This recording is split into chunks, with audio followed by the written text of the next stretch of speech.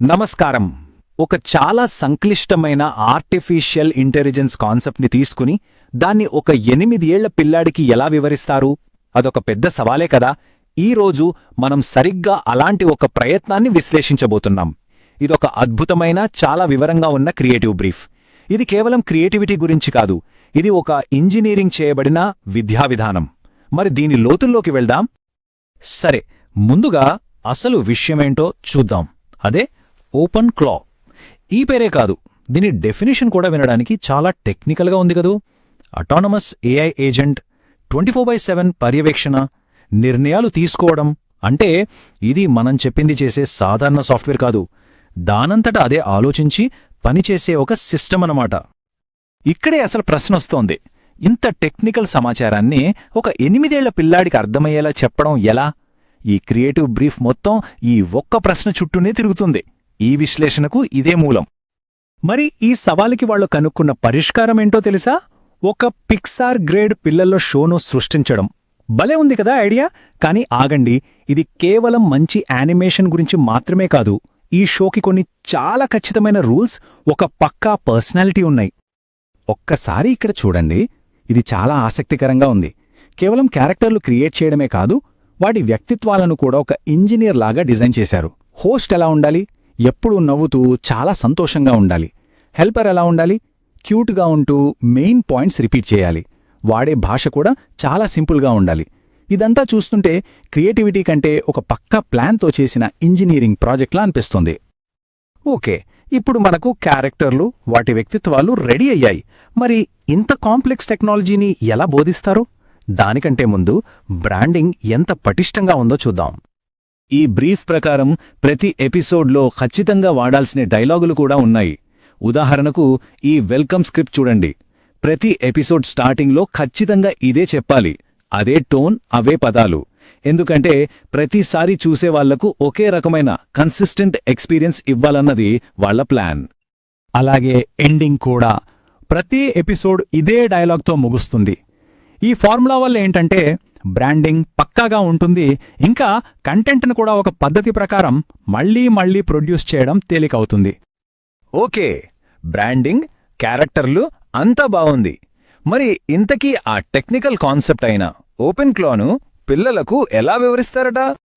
ఇక్కడే వాళ్ళొక తెలివైన పని చేశారు. కాంప్లెక్స్ విషయాల్ని సింపుల్ అనాలజీస్తో పోల్చడం. చాట్బాట్ అంటే ఒక హెల్ప్ డెస్క్ టికెట్ లాంటిది. మనం అడుగుతేనే జవాబిస్తుంది. కానీ ఓపెన్ క్లా అలా కాదు. అది ఒక నైట్ షిఫ్ట్ ఇంజనీర్ లాంటిది. ఎప్పుడూ మెలకుగా ఉండి సిస్టమ్స్ని గమనిస్తూనే ఉంటుంది. ఈ పోలికతో విషయం ఎంత ఈజీగా అర్థమైపోతుందో కదా. ఆ ఎనాలజీని ఇంకాస్త ముందుకు తీసుకెళ్లి ఒక కథలా మార్చారు. చూడండి, రాత్రి 2 గంటలకు ఒక ప్రోగ్రాం ఫెయిల్ అయింది. వెంటనే ఓపెన్ క్లా దాన్ని పసిగడుతుంది. ప్రాబ్లం ఎక్కడుందో కనిపెడుతుంది. వాట్సాప్ లాంటి యాప్కు ఒక అలర్ట్ పంపిస్తుంది. అంతేకాదు, జీరాలో ఒక బగ్ టికెట్ కూడా క్రియేట్ చేస్తుంది. ఇదంతా ఏ మనిషి ప్రమేయం లేకుండానే జరిగిపోతుంది.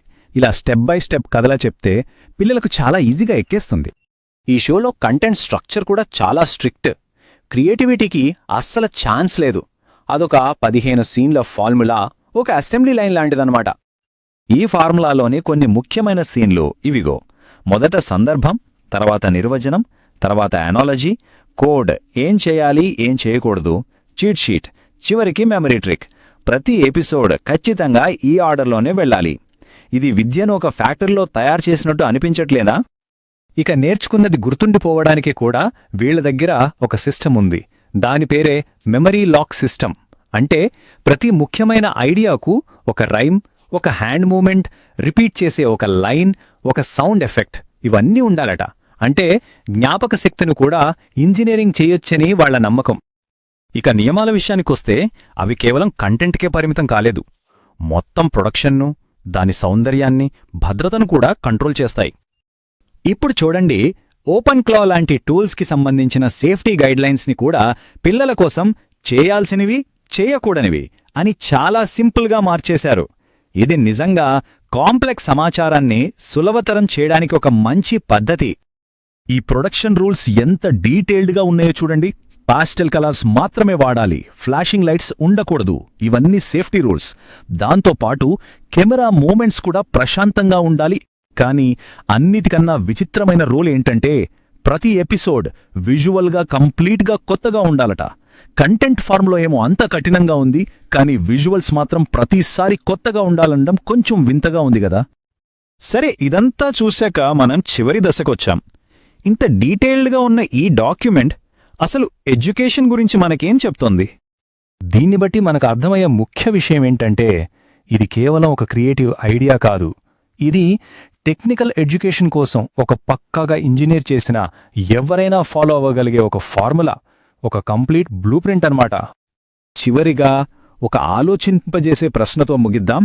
విద్యా విధానాన్ని ఆకర్షణీయంగా మార్చాలంటే ఇలాంటి ఒక కఠినమైన ఫార్ములా నిజంగా అవసరమా, లేక ఇది క్రియేటివిటీని, సహజంగా నేర్చుకునే ప్రక్రియను అడ్డుకుంటుందా? దీనిపై ఆలోచించాల్సిన అవసరముంది.